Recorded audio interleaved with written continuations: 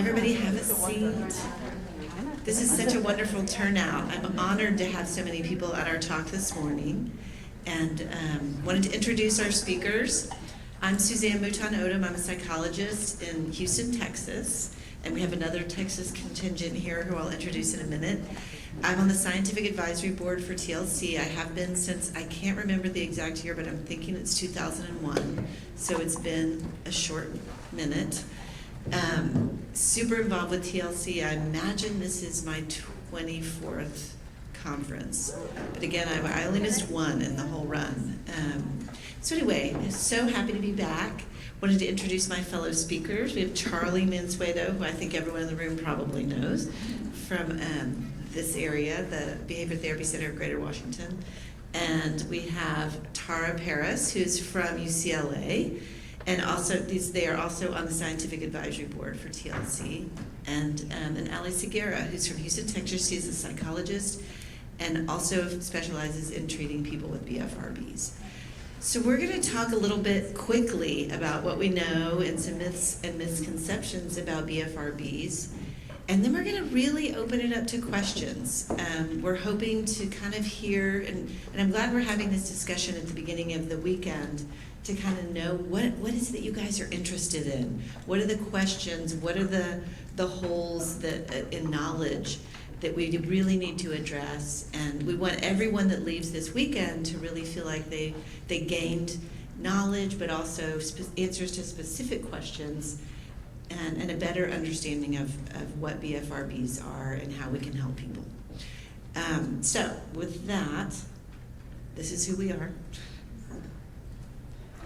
So what are BFRBs?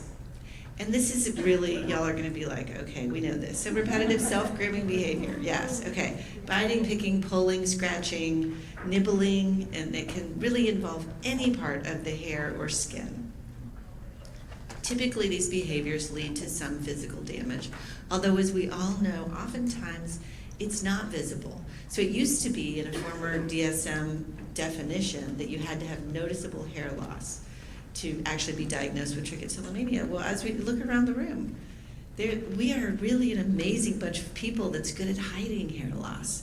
So most people didn't even meet that criteria, so we had to throw that one out. The other thing that we threw out was tension prior to pulling and gratification or relief after, because not everybody experiences that. And so really it's a simple definition, which is repetitive pulling or picking, and it causes you some problems in your life. And it's not attributable to something else, some other disorder, dermatological disorder. And it's hard to stop. You've made attempts to stop, or one has made attempts to stop and has been unsuccessful.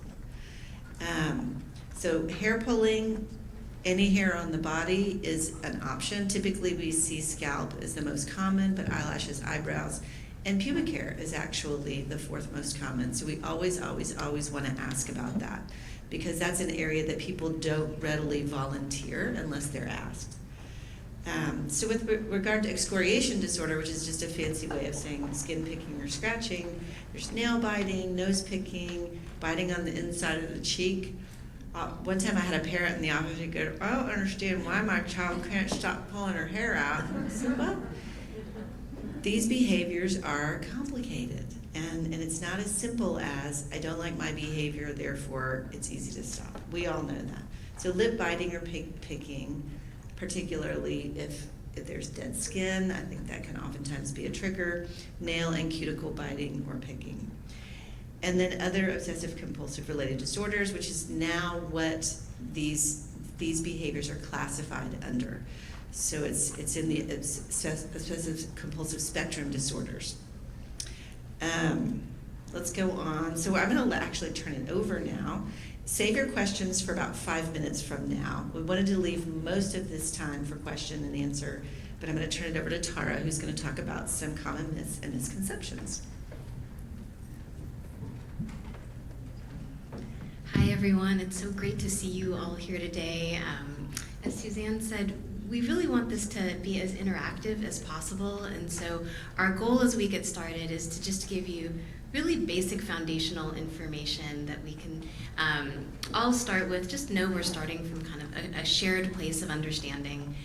And when we do that, it's really important not just to talk about what BFRBs are, but also what they aren't. There is so much misinformation out there, so much misunderstanding. How many of you guys have had an experience with a friend or a provider who just said something really stupid? Yeah, how often was it the person you were seeking treatment from? Yikes.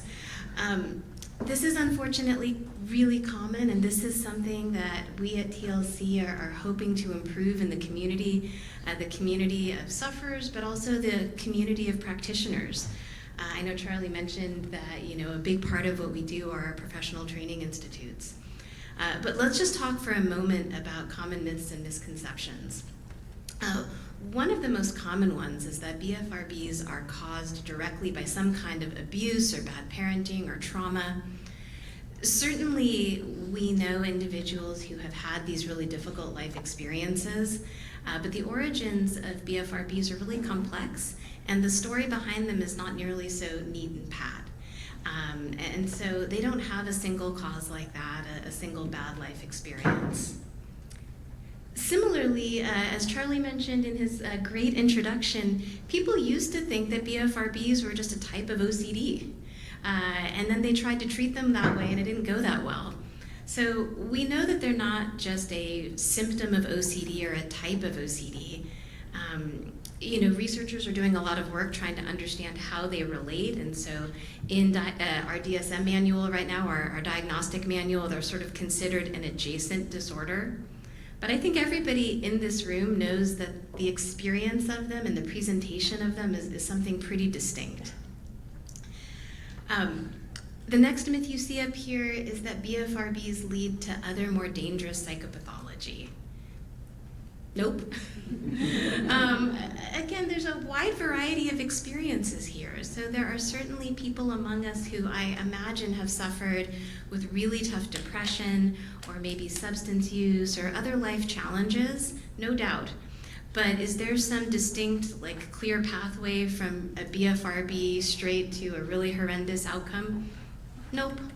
There are many good outcomes too, and we hope you could spend some time hearing about those as well. BFRBs are a form of self-harm or self-mutilation. No.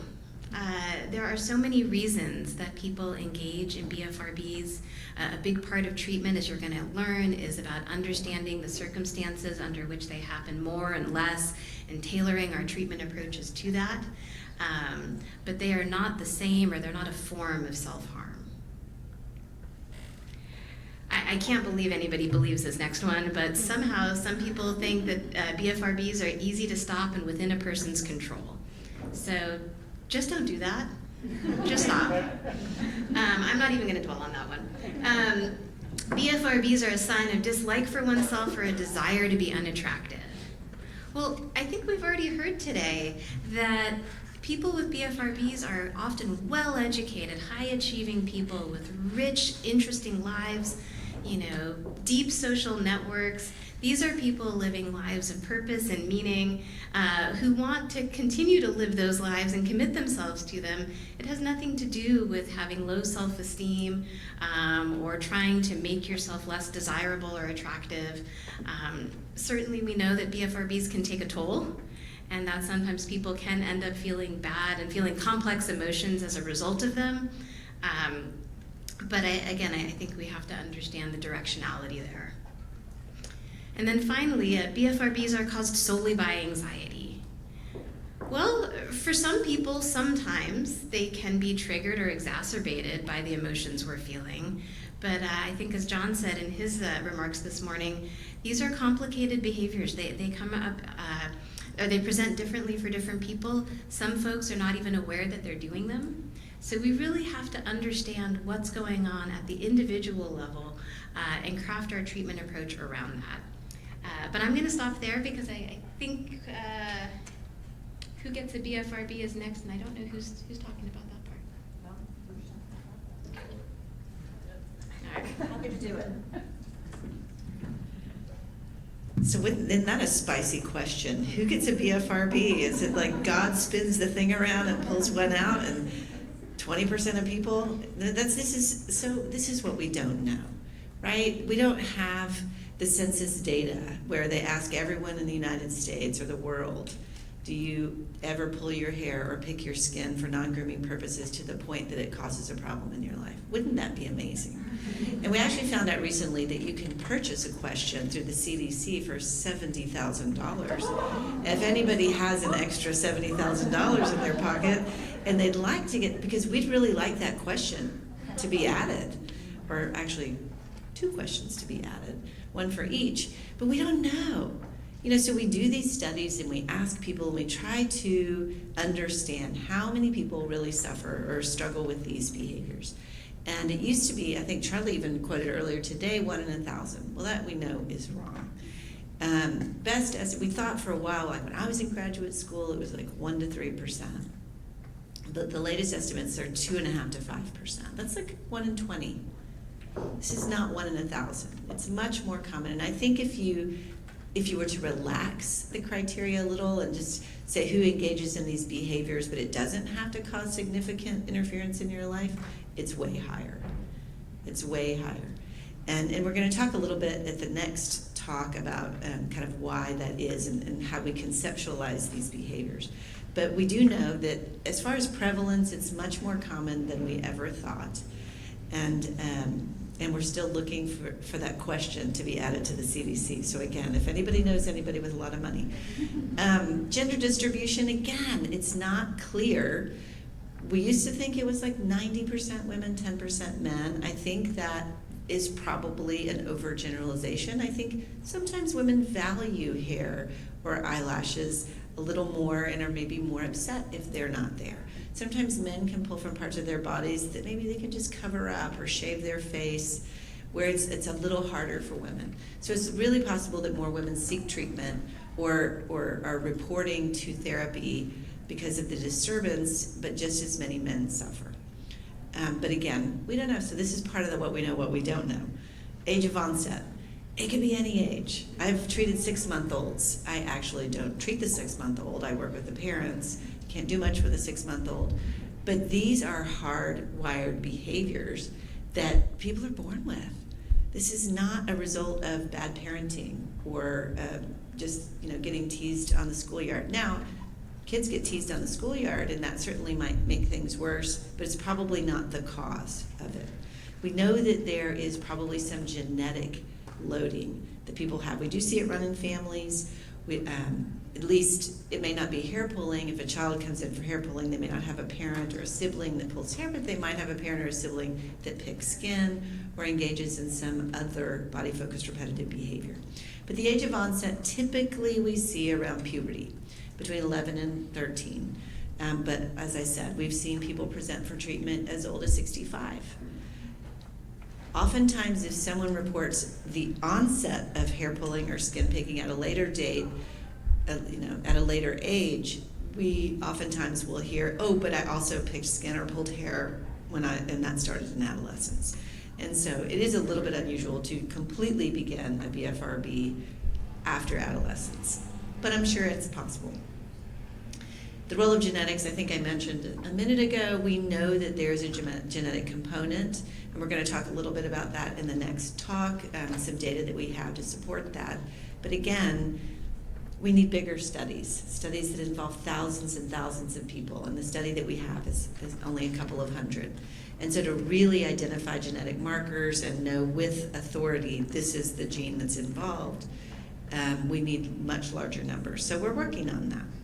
We do see comorbidities associated. We see a higher incidence of generalized anxiety disorder, depression, worry, ADHD, especially among children. And so this can complicate the treatment picture. This can make it a little bit more difficult sometimes to work through the BFRB. And sometimes, if someone walks in the office and they're struggling with depression, that's where we start, not with the BFRB. And so it's super important to always meet the client where they are, see them as a whole person, what's going on in their life, how did they get here, what is their BFRB story, what is their story, and where do we need to begin? right? So we don't want to make assumptions that this person needs this or this person needs to change this behavior, because then it's our goal. What is this person's goal? If you were living a life worth living, what would that look like? How would that be? And sometimes it's not even to stop pulling my hair, it's to be able to go outside without worrying about wearing my wig or whether my hair has gotten out of place or have I put my eyebrows and eyelashes on. So it's just super important to explore what the goals of the individual are. And then high rates of sensory dysregulation, and Dr. Passantini is going to talk a little bit about that at our next talk. Out of the behavioral medicine, precision medicine effort, we got a lot of sensory data. Sensory dysregulation is a huge part of BFRBs. How we regulate our sensory nervous system is incredibly important. We always kind of knew it, and Ruth and I have written a couple books on it, but I think now we actually have the data to back that up. BFRBs are incredibly sensory-rich behaviors. There's stroking, there's touching, there's looking, there's feeling for certain things. There's putting things in the mouth, nibbling, rubbing the root along the face or the lips, nibbling the root, smelling. All of these things are sensory motor, sensory experiences, and we can't ignore that.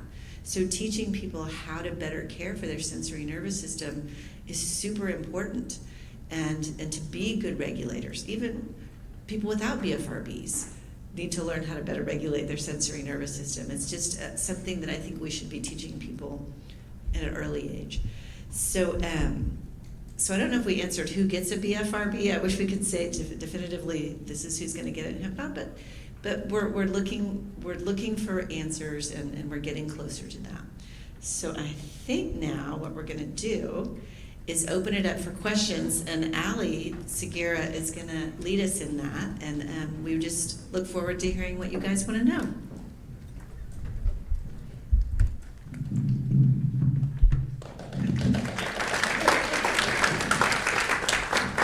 Does anyone have a question? I can come to y'all.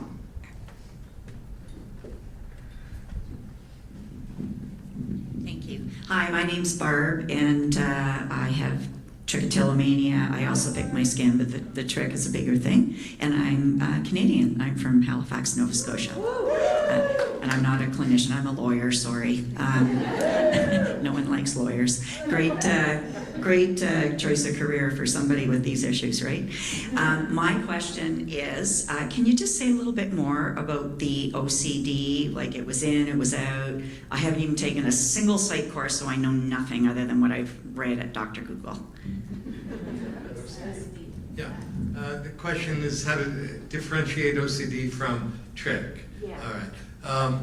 Well, there's so many different ways, but let's start out with the commonalities, why people first thought it was OCD. Well, if you call pulling and picking rituals, they seem to be things that people can't refrain from doing, like washing, like checking, that occurs in OCD. But there's great many differences. People who have OCD don't like anything about the ritual per se. In other words, they don't do it, they don't enjoy washing, they don't enjoy checking, asking for reassurance from others. All of that is only done to alleviate some, and in classic OCD, some fear of some unwanted consequence that capture their imagination. You know, often I say to people, well, you're not afraid of terrorism or crime on the streets or accidents on the Beltway. You're scared about asbestos. All right, that captured your imagination for some reason. So we can say then that OCD is aversively driven. In other words, if there were not discomfort and concern and fear, people would not engage in that activity. Okay? So one of the things we know right away is that apart from a component of pulling or picking skin or pulling hair, as part of that component, it may alleviate some condition like stress or boredom even. You know, not anxiety, not fear in most cases at all. So we have a different kind of animal here, and not only that. The reason people will report engaging in the picking and pulling is because of intended consequences, what they want, not what they're trying not to have. What they want would be the removal of unwanted hairs, opportunity to smooth out irregularities in the skin, sometimes to calm themselves down. They're feeling a little tension, a little way of channeling that. So it's a great mix of motives, and it cuts across a number of categories. I mentioned last time comprehensive behavioral evaluation. We do the evaluation part according to 5 categories: sensory, right? Because everybody who picks or pulls is engaged in visual or tactile or both activities. And Suzanne pointed out that these can be very positive. We stroke, lovers stroke one another's hair. We stroke children's heads to quiet them down. We pet our pets. There's something about that activity that's mutually rewarding. So these rich nerves focused on these areas of the skin and hair provide a powerful opportunity. And then there's goals. People complete goals, like get something out of this pimple, and maybe it'll heal faster. Unless I squeeze something out, even if it's blood and lymph fluid, which indicates more damage, it feels better than to just allow it to be there without something coming out. So we begin to fool ourselves in ideas about it, that these hairs don't belong there, these stubs, these pointy, sharp things that annoy me, they don't belong there, and I'm going to pull them out. So if we look into the mind of an individual, if we look into the emotions of an individual, if we look into the sensory experiences of an individual, and finally, if we look at the, I don't know if this finally, how many to do? Was that only 4? It doesn't matter. The other one I wanted to point out is the way the environment speaks to us. If we're in front of the magnifying mirror, if we're in front of a brightly lit mirror, if our tweezers are handy, right? All of these things everybody doesn't pull everywhere. Let's say no one pulls everywhere. People won't pull if they're having dinner, a nice dinner across from someone. There needs to be some privacy. This is a very intimate activity. And also the shame associated with it produces that immense amount of stigma attached to it. Even now, among the many different varieties of problems people can have, BFRB seems to be personally shaming in a way that it shouldn't be. It shouldn't be. It's a human activity, quite widespread throughout all of history and through every culture we can examine. We think it's all over the place, and yet everybody has been so good at hiding it. Right? Think about masters and mistresses of subterfuge, of camouflage, of deceit. Right? A life gets changed so dramatically because of the secondary effects of this. Now back to OCD. There's stigma attached to OCD, but it's joked about. That's OCD, And now they're ahead of us in letting the world know that this is a common feature, that good people have it.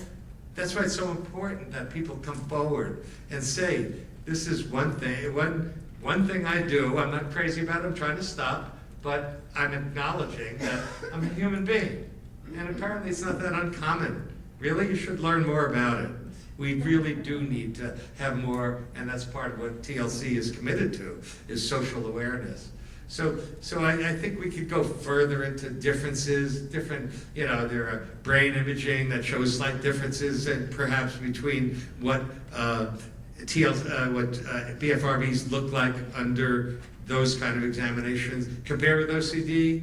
So there's a lot of levels of differences, but the human difference is the experience is quite apart from one another, OCD versus and the treatment, and this is very important, the treatment must be different as well. It must reflect the diversity, the amount of heterogeneity, that you have 2 people who both pull their hair up, hit their skin. The stories can be so vastly different. The driving mechanism, the experiences of that individual. OCD to me is a little more compact and understandable for the most part. Then that's what puzzled. It was the last, I guess one of the last known disorders, known for ever probably, but certainly in the literature, for decades without any solutions. There was no medication, no treatment, not even any studies to tell us how common it was. So OCD was ahead, and we're lucky in a way. On the coattails of OCD came trichotillomania, then hair pullings, nail biting, and all the other things we call BFRBs. So I don't know that I answered everything about that, but I want to give you a general impression. But I think you have a follow-up question. I do. That's really helpful. I've read so much about this, trying to understand it, and that now it's crystal clear for me what the difference is. Yes. So thank you for that. My follow-up question would be, when we talk about it's on the OCD spectrum or it's OCD adjacent, what does that mean? Okay, that's important. Yes, it is in a new chapter in the book, and it's OC-related disorders. So you're related to OCD, isn't that wonderful? No, all that means is that when you look at throughout the population, if you look at families, for instance, and you find OCD or you find trichotillomania, if you trace it back, there's going to be more commonly OCD if it's trick that you're following or skin picking. And if you have skin picking or hair pulling, there's going to be a greater incidence of OCD in the family. I forget if I got that backwards, but you know what I mean. OCD in the family or than chance alone would allow. So there does seem to be certain connections that make it seem like it is related in some way that's not entirely understood. But at least it's seen now and understood as something different enough, but sharing enough in common, that perhaps we all should be looking at or knowledgeable about both. And so that's really the way it's now aligned.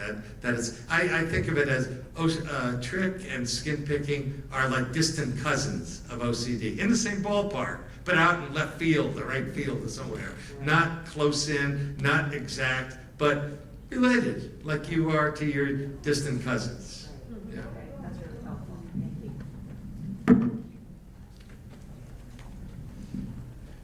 Who's our moderator? You can pick somebody. Thank you. Hi, I'm Kara. I am a licensed massage therapist out of New York State. Also, trichotillomania is very personal to me. So I guess we're hear about awareness, and a lot of my clients are not aware. And mental health still, at least in my area, Finger Lakes, kind of stigma, still. So they'll see me before they go to see a mental health therapist.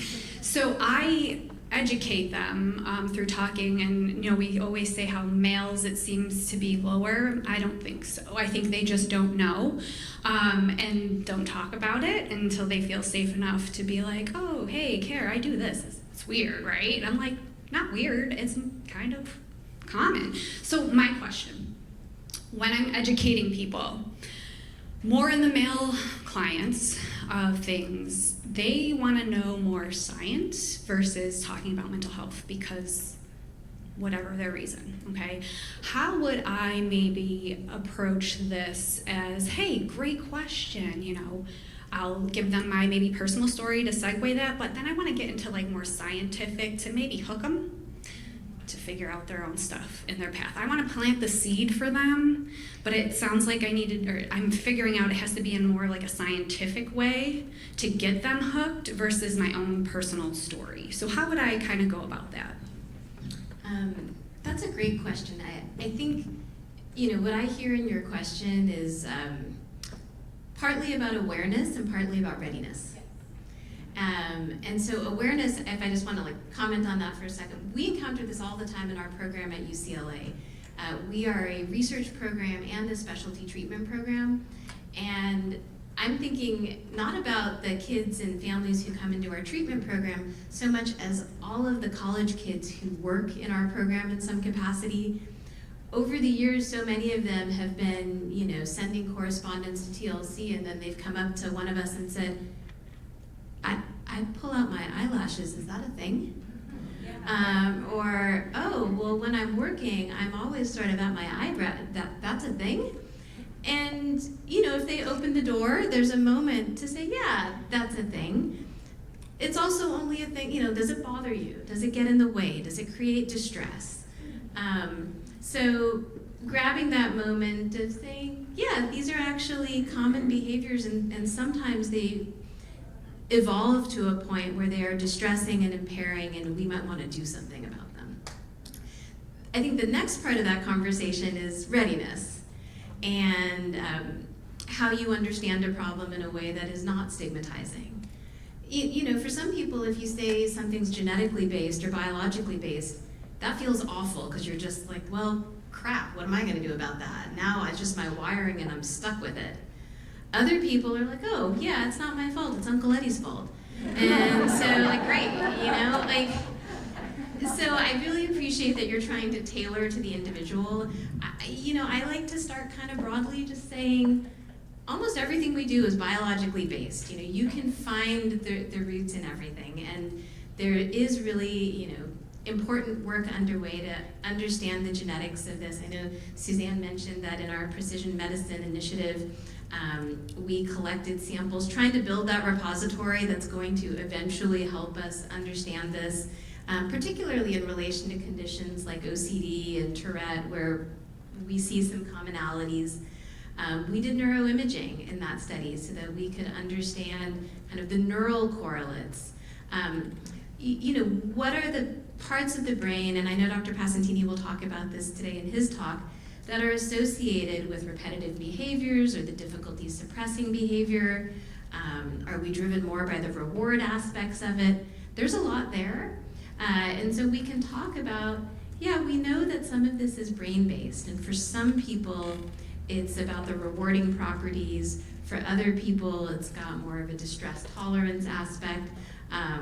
And you can kind of just sort of see whether that resonates a little bit more. Yeah, because it's like, I'm not a therapist, so I don't, Yeah. I'm here to listen and maybe bring awareness like that, but then it's like, then you go on your path at that point, and I'm noticing a lot more is like, they want to stay away from the mental health part of it for their own reasons, but then it's like, if I can get them in one path, if it is the scientific path to start, then that's great.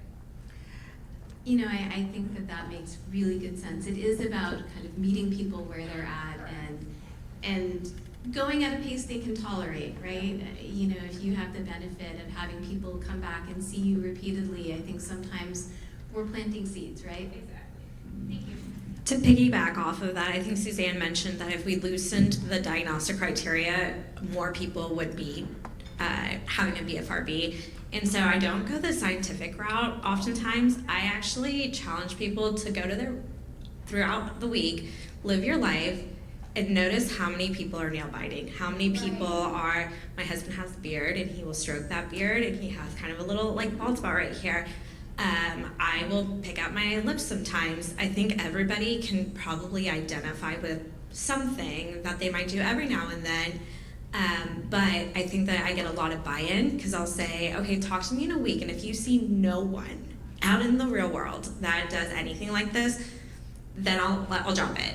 And oftentimes people come back and say okay, I noticed about 10 people at a board meeting, just 1 hour, and everyone was doing something. I always say to biting their nails, because the stigma, right? So it's like, okay, if you just say to someone, who do you know who bites their nails to where it's down to the nose? And everyone usually can think of one person, so that kind of helps me break that initial stigma part of, there you go, there's a body-focused repetitive behavior that everyone or someone does that is very common, and that's also then the segue to, if I don't go the scientific route, to be it's actually more common than you think. Yeah, it's not something wrong with you. It's something that we do, and if it's causing distress, let's try to figure it out. I think that that's often helpful for me. Yeah.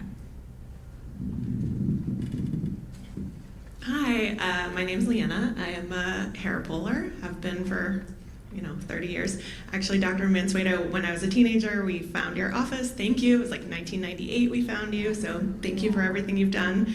I'm just wondering about comorbidity with ADHD. It runs very strongly in my family, mostly among the males. Just had my own kid diagnosed.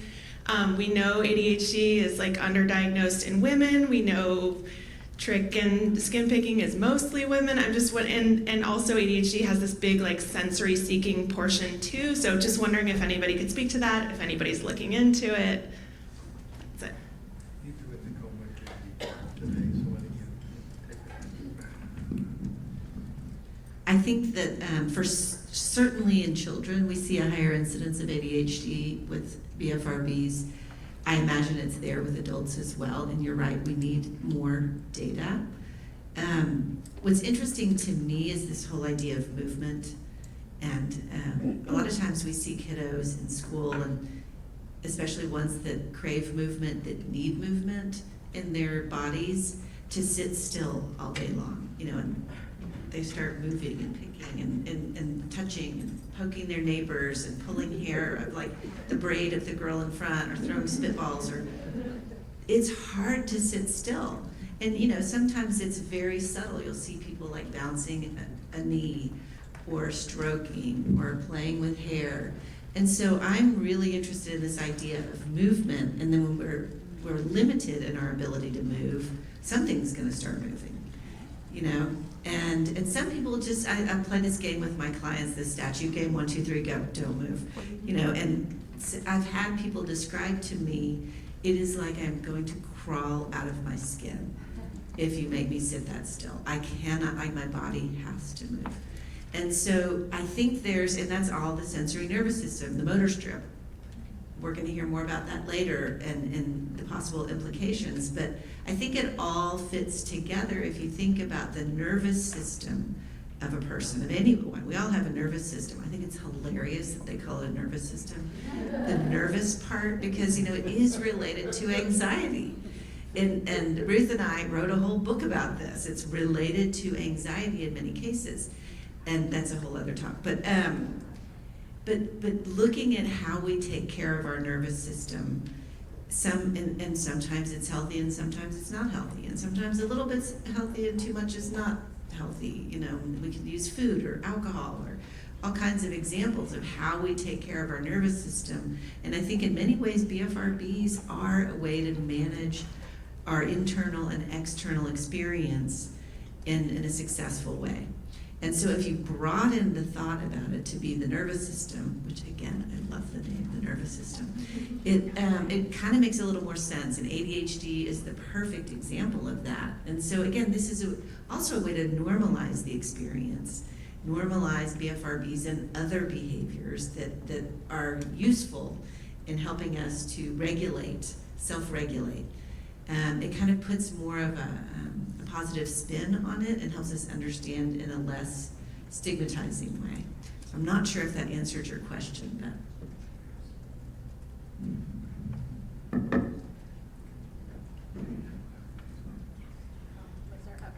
Sorry, I'm trying to go back and forth. Okay, hi. Oh my gosh, I need to have it further away. Hi, I'm Beck. I have trick and derma and nail biting. I have pretty much all the BFRBs. So I'm wondering about the sensory dysregulation and what has research shown are effective methods to get sensory needs met in ways that are not BFRBs. So I'm autistic, and so I have a lot of sensory regulating struggles and dysregulation. And for trick especially, I do a lot of like scanning to pull out like the bristly hairs, and I really like smoothness, and so I have like a smooth stone, and I know that like there's so much more than just that, but I'm curious what research has shown is effective for sensory dysregulation. Thank you.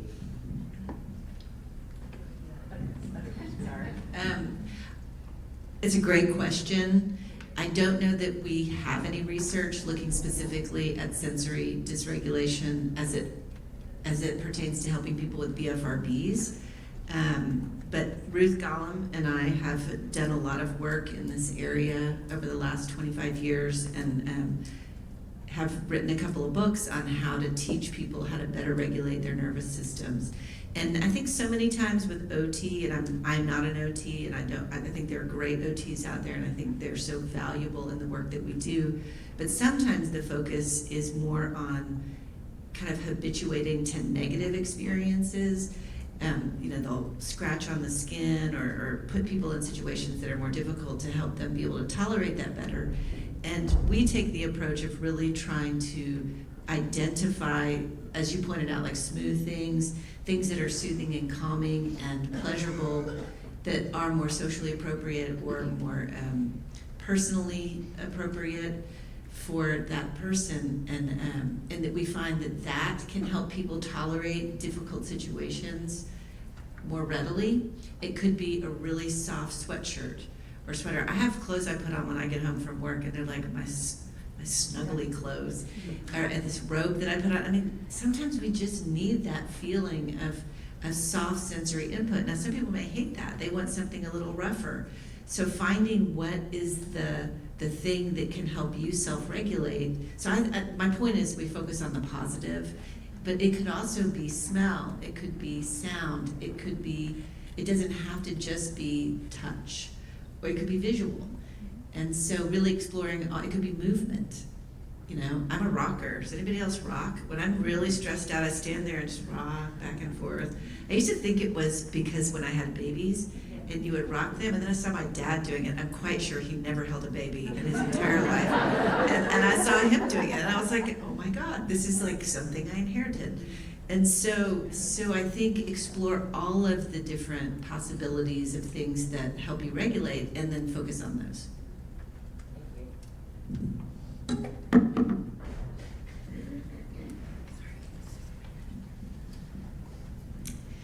My name's Brooke. I have Trick and Derm. My question is, so I work with kids with autism, and something that I've learned recently, I didn't realize that hair pulling and skin picking can be behaviors that individuals with autism will engage in.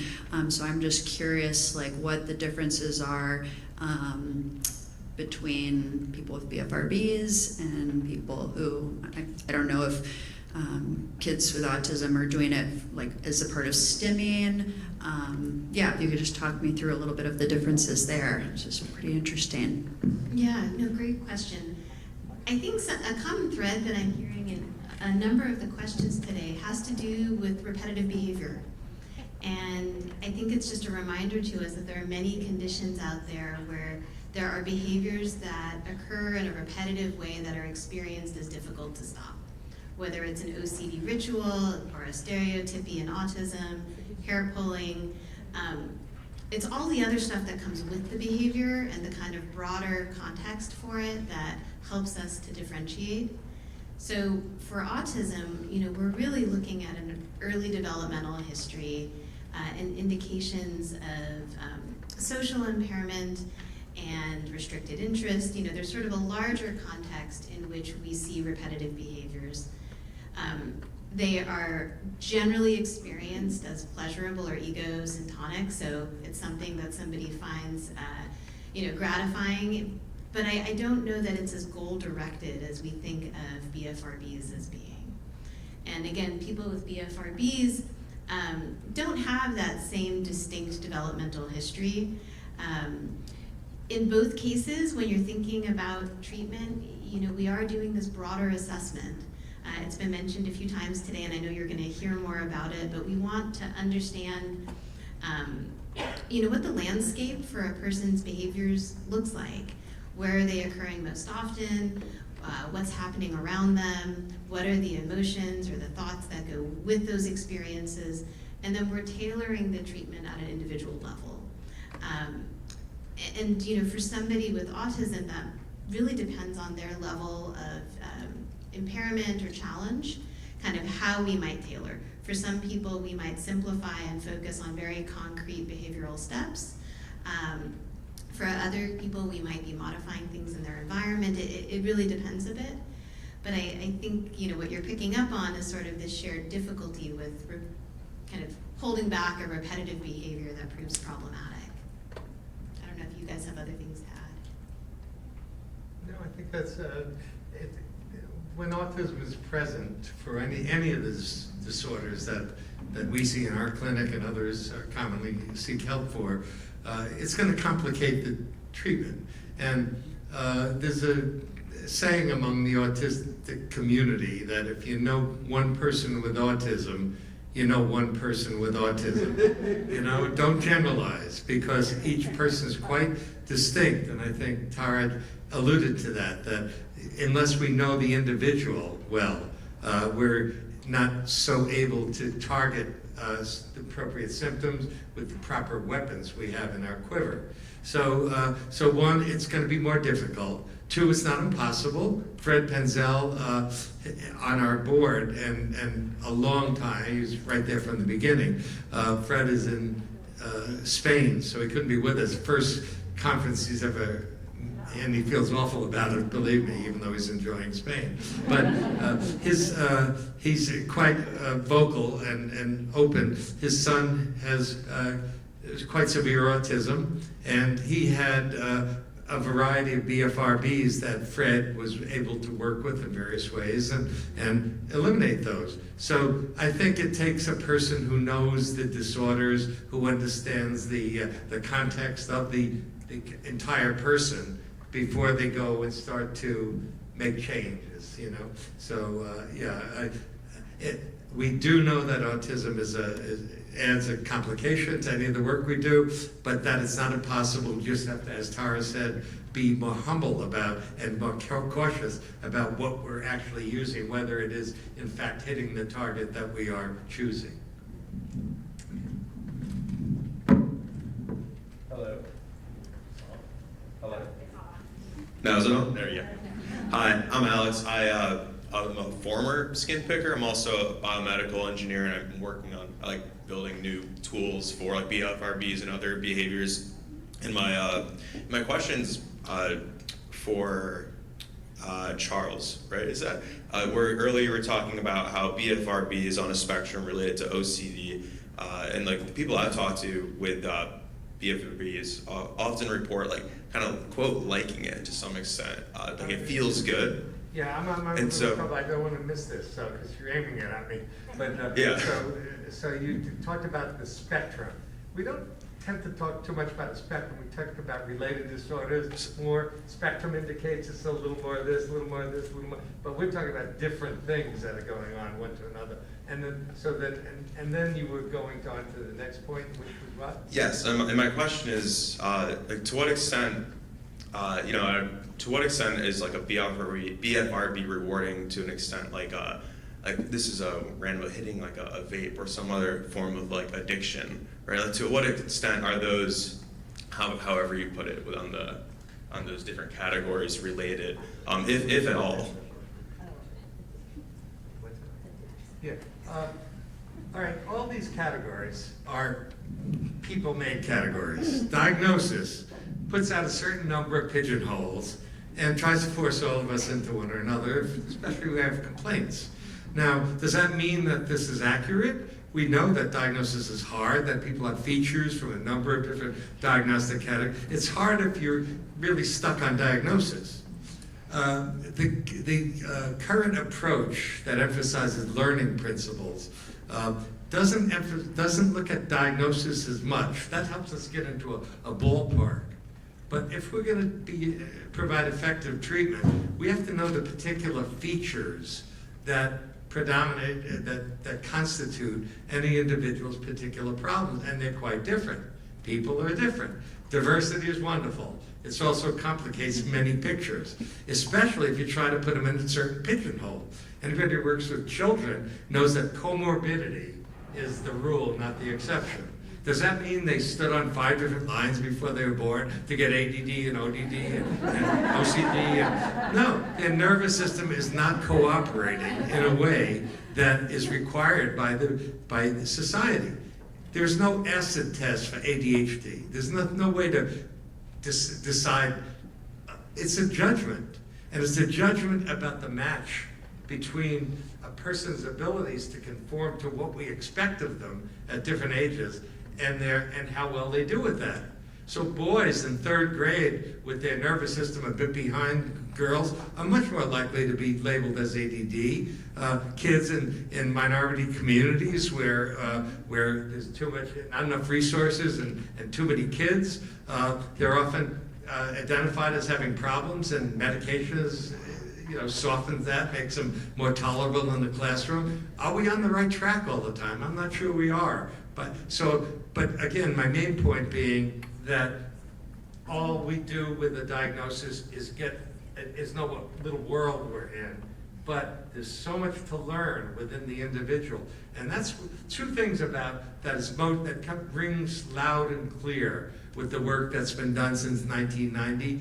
One is the heterogeneity, how different you are one to another. But that makes sense, right? In your interests and your talents and your foibles, your weaknesses, we're all different.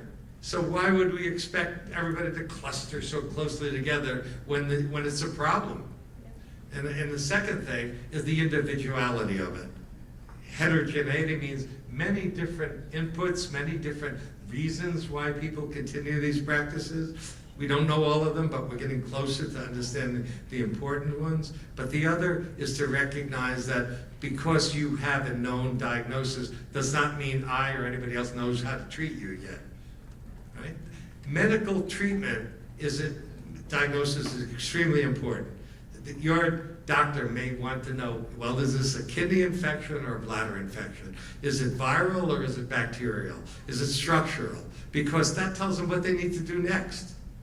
When you try to take the complexity of human functioning and fit it into a limited number of pigeonholes, the problem pigeonholes, then we're going to find out that sometimes it hides as much as it reveals. And if we're just satisfied, oh, I know how to treat that disorder, do you know how to treat that individual who happens to be said to have that disorder? That's really the critical part. Can I add one? Ruthie, come right up, if you will. Just Ruth Gollum, if you don't know, you should. I just wanted to add that there is an aspect, as Charlie was saying, is very generic. So people are all different and have a combination of different aspects to their behavior. And for many people, there is an addictions-like aspect to the behavior. They are attracted to an aspect of the hair pulling or skin picking, which does feel a little addictions-like. But if you treat it solely like an addiction, you're going to miss other important aspects. So we want to take that into consideration, we want to understand that, but we don't want to ignore or not understand the other aspects that are present at the same time. My comment was adjacent to that. I think when we think about heterogeneity, some people with BFRBs are going to be very driven by the reward aspects, and that will be an important feature for them. Other people, not so much, and so it's really hard to make a blanket statement of kind of what it's most like. And while we wait for the definitive blood test or, kind of biologically based assessment that would tell us, things akin to what you'd get for other physical health conditions, we really rely on questionnaires. So, when people go to see an evidence-based practitioner, they're using self-report questionnaires that have been given to hundreds, if not thousands of people, and we know what kind of the general population looks like and what the average scores are, and we're looking for things, that cross a certain threshold. But it's very descriptive. And so we're taking that descriptive information along with an assessment done in the office and creating an individualized plan. One quick comment. Oh yeah, I was just going to say that I get this question a lot with people who will say that I went to another therapist or I went to a psychiatrist and I got a diagnosis of trichotillomania or I got a diagnosis of OCD. All right, now I just need you to treat it. Can we skip the evaluation? And I will always say, well, no. First of all, I need to know if this is actually OCD or if this is actually like what that diagnosis is. But what Charlie was saying too, everyone's so different, and that I have to know what's driving your behavior in that moment to be able to adequately treat it. But at that point, it's kind of almost like the diagnosis is like helpful, but that connection and the data gathering and what you're presenting in that room is actually way more important to me as a clinician and what's going to guide our treatment. So I think sometimes we get really, really, really hung up on the diagnosis and like, what does this mean? And all this, like, I see this a lot with parents. And as a parent myself, I get it. But I think what is said in that diagnostic evaluation is so much more important than my diagnostic ideas at the end of the appointment. Very quick comment, if I may.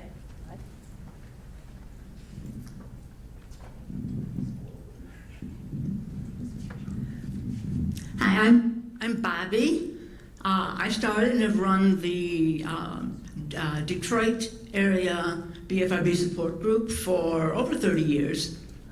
And it was asked, had we ever encountered someone, particularly a therapist, who said something stupid, clueless about it? So I just wanted to quickly relate that one of my members went to a therapist, said he had trichotillomania, and the therapist thought he had triskaidekaphobia, fear of the number 13.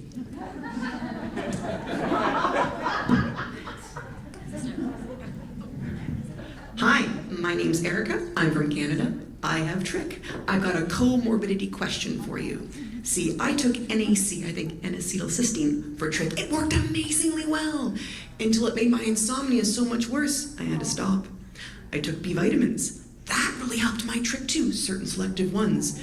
But then my insomnia got so much worse and I had to stop. So my question is, either anecdotally or through research, have you noticed a comorbidity between insomnia and trich or BFRBs? And if so, any advice or avenues I could pursue? That is so fascinating. Thank you for bringing that up. I mean, I don't know of any studies looking at that. However, I do know that clinically, talking to people for 30 years about this, they tell me it helps me fall asleep. Or it helps me wake up in the morning. You know, so then we go back to sort of regulation of the nervous system. You know, it's like a seesaw. I will credit Fred Penzell with this, but we're trying to stay in homeostasis. So if you're understimulated and you need a little stimulation, pulling or picking might provide that. Or if you're overstimulated, trying to calm your body, trying to fall asleep, so it makes sense to me. But what I would, to your question about what do I do about it, I would probably talk to a sleep specialist and work on behavioral interventions as well as potentially, you know, medication or supplements that could help with sleep, meditation, you know, there's a whole world of sleep meditations out there. Believe me, I know because I listen to them. And so again, this is so important for us to understand the complexity and the uniqueness of these behaviors. Now, I'm going to complicate it a little bit more by uncomplicating it. The one thing that I see across the board, and I'm curious if my other colleagues would agree with me, is the experience of shame. And so as clinicians and as just human beings, we have to understand this. And when people are in our office and we jump too quickly to fixing a problem or to this is what we need to do, we have missed it.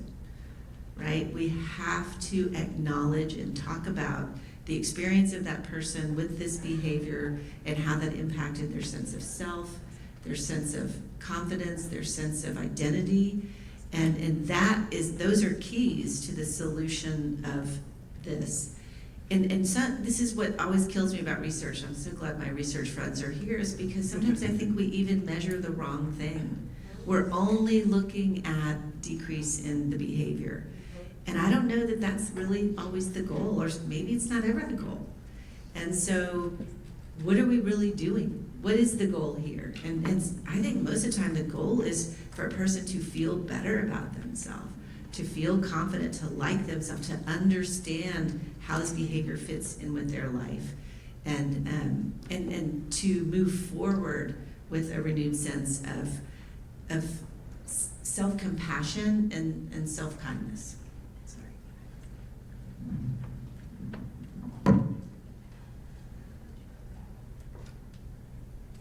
I My name is Becca. I'm a board certified behavior analyst. I work with teens and children with autism in a residential in New York.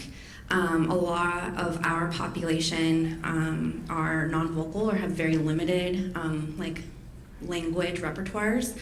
So I have kind of two questions. One, how, in terms of individualized treatment, how would you take that into consideration, especially if the kiddo has strong receptive language, but their expressive isn't there? So how would that help inform your treatment? And then the other question I have is, how do these behaviors we're talking about today differ from self-injurious and or stereotypy, kids that hit their heads and bang their elbows and such? Really good questions, and I think Charlie alluded to the idea that when you have autism as a comorbid condition, it really does complicate the treatment picture, and it sounds like some of the cases that you're describing really are more severe, at the severe end of the spectrum. And so my first question in a situation like that is this a treatment priority? Because when you have a child with multiple co-occurring conditions, we have to prioritize. And so I've certainly, in some of the work that I've done, worked with kids with 3 or 4 co-occurring conditions, and the BFRB is certainly there and it's present and I am aware of it, but I am much more worried about other indicators of impulsivity or aggression, or difficulties with self-care and grooming. And so, my first question is sort of where it ranks on a hierarchy of importance for kids in a residential treatment setting. From there, I think it's all about that individualized plan, and it's really driven by a functional analysis of each and every behavior. And so it's hard to give a kind of general strategy, other than to say that I think kids can be treated successfully with these really tailored approaches. They're often very behavioral. For kids who are nonverbal, of course, they rely on more visual strategies, but it's got to be an individually crafted plan based on, flowing directly from a functional analysis.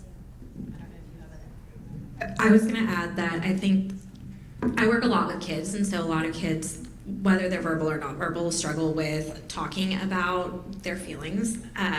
Adults as well.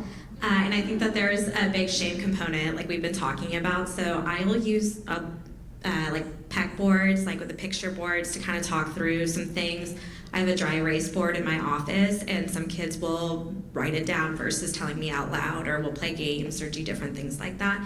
So I think that's the rewarding part of getting to work with kids, or just anyone in general. It's just that everyone's going to be so unique that it's kind of like a puzzle of what's the secret sauce to communicating with you. But thinking outside of the box is always really, really helpful, and kind of being I always ask other therapists if they're working in a team of how do you communicate with them, and then I try piggybacking off of that into treatment as well. But don't be afraid to use pictures or a chart of different responses that they can point to, or dry erase board. I've actually had a patient who would text me because that was the way that they would talk about it until we got to the point that they trusted me, and then we were able to have that conversation. So I think if you're willing to be creative about it, then I think a lot of really great treatment can happen regardless of someone's readiness, willingness, or ability to speak.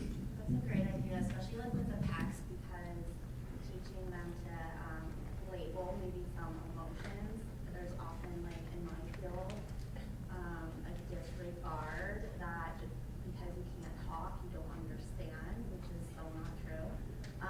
So I always take the assumption that they do understand, and I love that with text. I haven't actually done that as far as you're hitting your head really hard multiple times.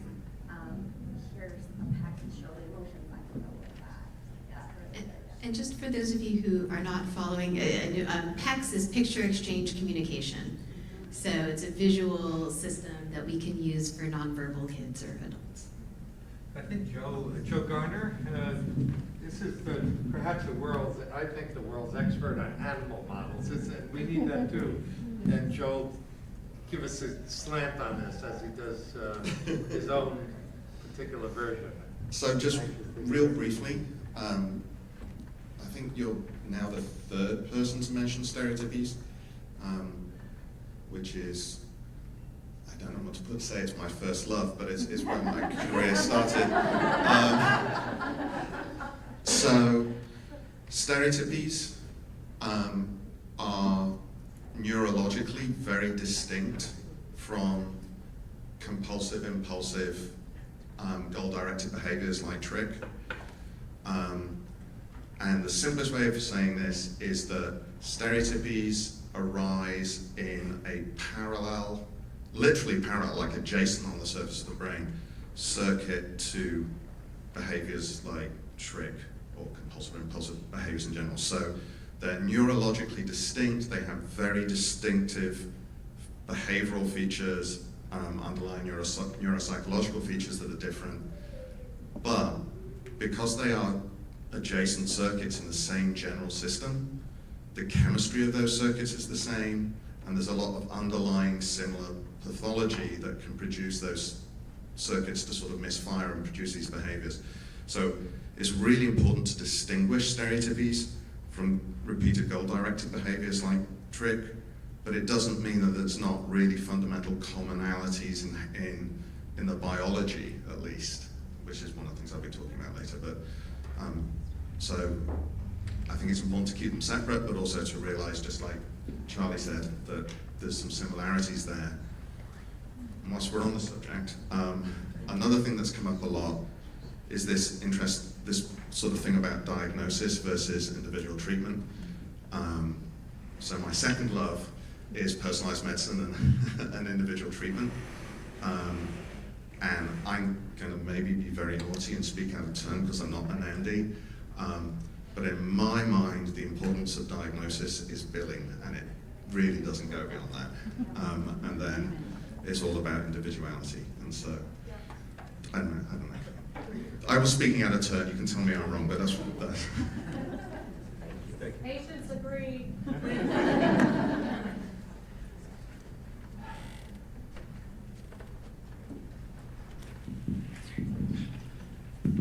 Hi, my name is Karen. I'm a parent here as an attendee. I have a couple quick comments and then a question. First, thank you. This is amazing.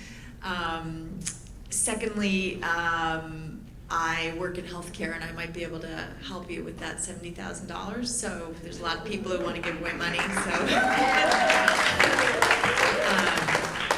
we'll see what stones we can turn over. Second comment would be, I'm really fascinated about the genetic component, and I think if it's okay for me to say that we're here, my daughter struggles, can I say? Is that okay? Okay. With trick. And for the longest time I was like, why did she end up with this? And then I had this memory of my cousin. I was like, I remember this time when she didn't have eyelashes and eyebrows, and I had the courage to ask her. I was like, I have a really personal question. Have you ever heard of this thing? And she's like, oh God, yeah. And then she told me that all three of her daughters had it. And then suddenly my mind started spinning, and I remembered my oldest daughter, when she was a toddler, constantly picked her lip.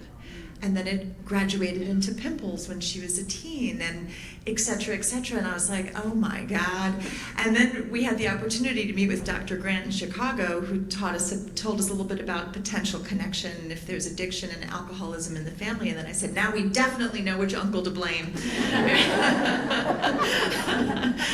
But it actually feels, as a parent and with children and a family, dealing with this issue, it feels like a relief, to be honest, because you feel very powerless of like, what the hell is this thing, and why can't we stamp it out for the sake of peace and really peace. So those are just my comments, but thank you again. My question is, your list of stupid and terrible comments that people have said are so spot on. And I want to just take you all on the road. I think we should be a road show, we should. And I'm already thinking of all the CME conferences I want to work you into. And but beyond that, as a parent and as someone who might be seeking treatment, as a child, I'd like to hear your thoughts on how do you respond? Because I think we've heard every single one on that list, and then the addiction one has popped up recently. Oh no, you must take this medication because it's an addiction, this is going to solve it, or you need to go to AA and that's going to solve the problem. And it's so frustrating to say actually you're wrong, and particularly in the MD community, with all respect to their training, they tend to be diagnosis thinkers, and so it's really hard to break out of that box. So I'd love your thoughts on how to respond to those misconceptions. I would tell them they're crazy, but Yeah, I'm so curious about what my colleagues might say to this, including some in the audience. But you can't fight every battle, and so it's a little bit of a case-by-case challenge for sure. Sometimes if there's a way to ask this question without seeming antagonistic, I try to just get curious and be like, oh, so you're familiar with this, so you've heard of this. That's such a relief. Have you trained in it, or you just a little bit of because wow, so many people have never heard of this. So you've trained? Because I spoke with a specialist, and the specialist really has if you've seen John Grant, really premier specialty treatment clinic and researcher, you can say the information I got there was a little different. And these are the resources that I'm checking out. Are you familiar with them? Because it sounds like maybe we're checking different resources. I don't know. What do you guys do? I think to put it in perspective, I graduated. Is that too passive aggressive? When I was in grad school, and I didn't graduate that long ago, we spent a grand total of 5 minutes on OCD and like a minute on BFRBs in the entire 5 years that I was in grad school.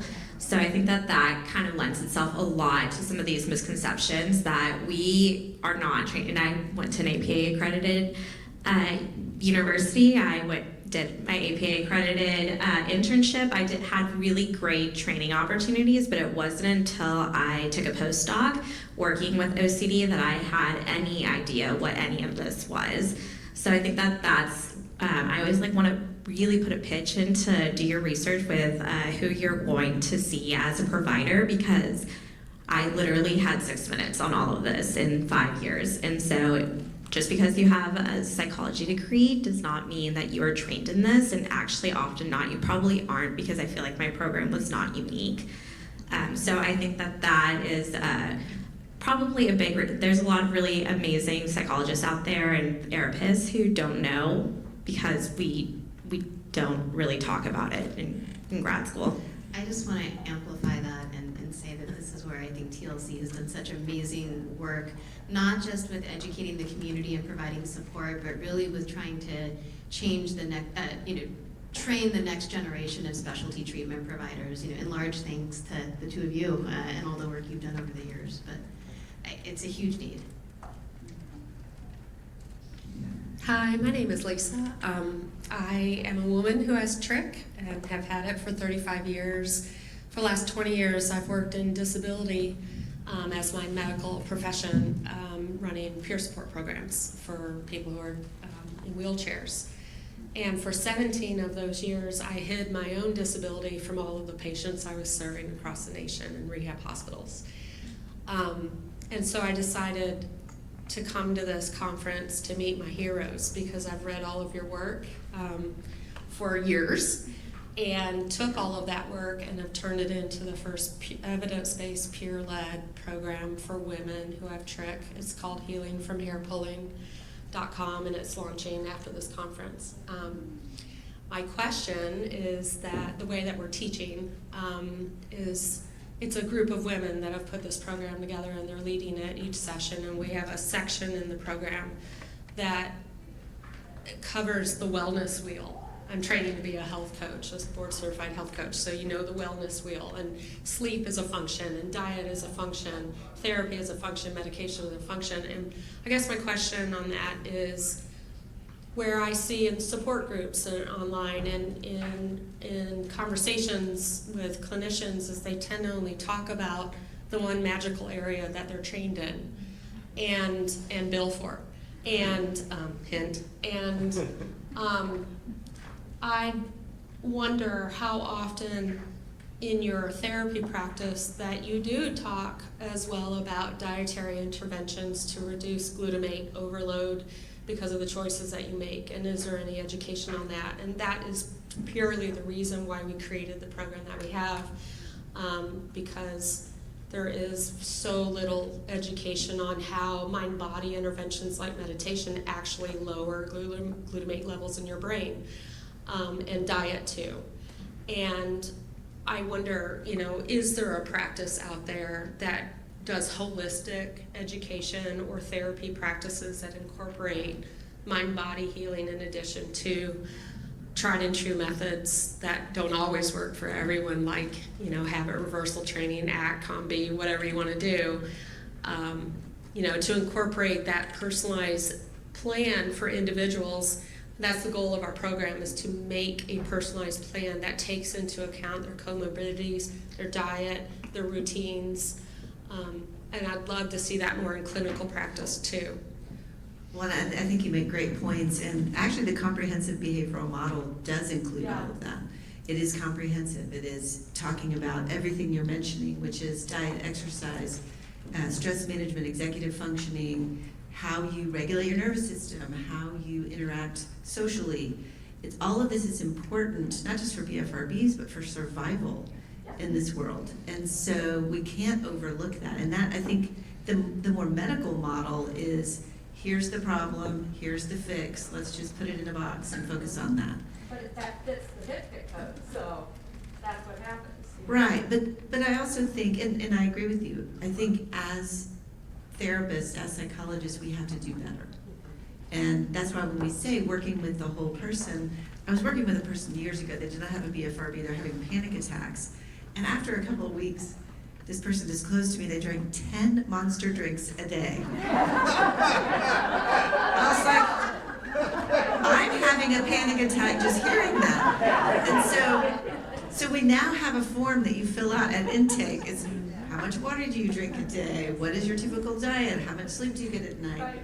All of this is important. How well are you sleeping? Did you drink 6 cups of coffee this morning? Right. How much caffeine? What's your caffeine intake? Right. Yeah. What is your stress management strategy? How do you do these things? And so yes, all of that is important, and it's as important as these specific interventions. Now I will tell you, some people don't want to talk about or change any of that, and that's okay. We can work with it, but it's worth noting and talking about. And behavior change is hard. It's really, really hard, but we can do it. We can do hard things.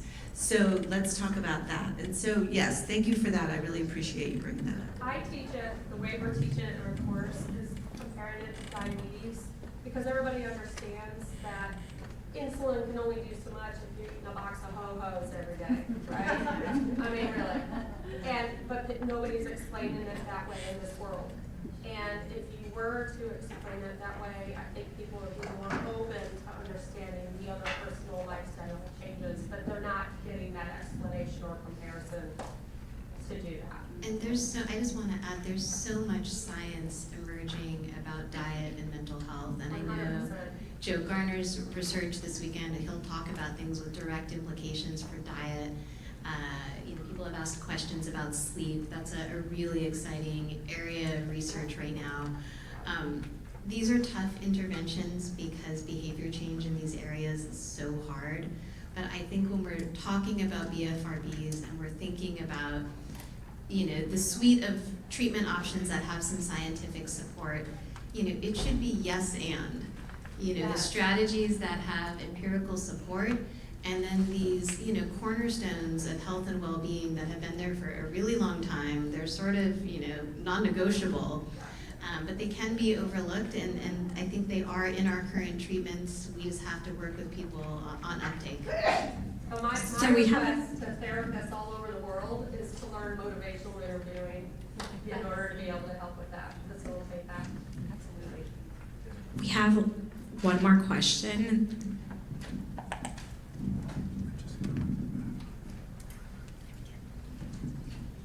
Hi, my name is Ashley Robles, and I'm going to be launching with my partner the BFRB podcast. It's going to be out in a few weeks, and we're very excited. I just wanted to know your take on trichophagia and how trichotillomania evolves into that. Do you guys have any research or anything going on right now?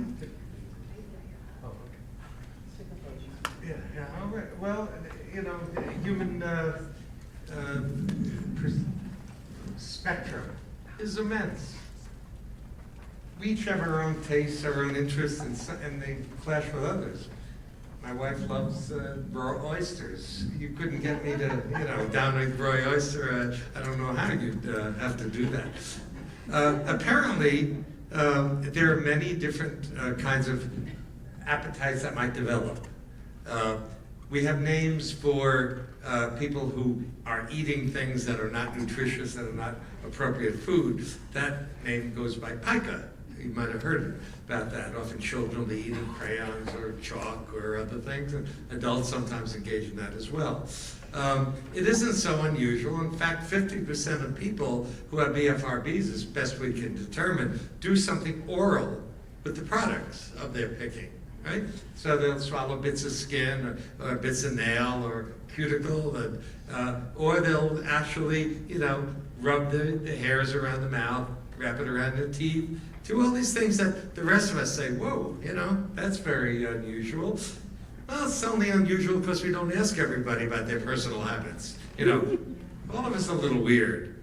Who knows what goes on behind when that bathroom door closes, So all I can say to you is that it is not unusual for people who are involved in BFRBs to do something oral, and that can vary in a great many ways. However, swallowing bits of the hair, swallowing the little bulb at the end that people call the root, it's not the root, but the hair bulb, very appealing to many people.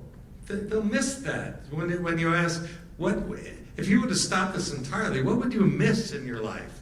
And that's when people say, this is weird. You probably never heard this before. Yes, we have. We have heard it before because it's not that uncommon. So now, why would people swallow whole hairs? Whole hairs. I mentioned before that Christina Pearson was at the very first presentation, national presentation, and she said such nice things to me about how much we knew and how carefully we must have listened to people. And then she said, but one thing I want to just caution you about. She said, when you mentioned people swallowing whole hairs, you wrinkled your nose. And she said, people who do these things are so sensitive. She said, we feel insulted that anyone would think this is so. I said, wow, I'm going to have to get control of my nose, that's absolutely right, because I was thinking about, if those of us who've never swallowed a hair intentionally, if you think about getting it in food and all, it's not a pleasant thing. So it seemed at that time, I was still learning about these things. It was still very alien to me, and I hadn't appreciated what I now appreciate, that we all have very unique, idiosyncratic, but we're not alone. And that's the point that I want to make about that. Now, it is dangerous. That's critical to know, that people who swallow large amounts, or even moderately large amounts of long hairs, they're more important, it mixes with the vegetable fibers that don't get easily digested. And there can actually be a life-threatening condition, trichobazors, which are hairballs, only they're mixed with other things. And we've had you remember kids who had multiple surgeries to remove these trichobazors from their bodies because they fail to thrive sometimes. They're just not growing. Their body is not absorbing the food product, the essential food product appropriately. It also can cause blockage, various kinds of gastrointestinal problems. So we have to say, while we're not focusing on this as terrible behavior, we want you to know that we have to focus on it because it might be a danger to your well-being. You know, we can work all that we want of stopping you from pulling your hair, but you have to live through it long enough to appreciate and benefit from the things we're doing. So that's very important. So on the one hand, we can't wrinkle our noses, I can't, about anything that I hear related to not only this, but the other broad spectrum of humanity we deal with other kinds of problems. I mean, we hear so much, you know? And then, but the other important thing too is to recognize that we have to be aware of this BFRBs don't kill you unless they do. It's very rare. It's preventable. It's preventable, and it's also solvable if we catch it and know about it in time. But again, people don't tell us all about what they're doing, right? So we have to be, as therapists, be aware of the importance of that and rule out things that are more important than people may realize. So I don't know if that answers, you know, that gives you a little spectrum perspective on it. We just want to thank everyone for being here. I realize that we are out of time. I was trying to alert Charlie. Thank you so much for coming. There'll be more information throughout the weekend, and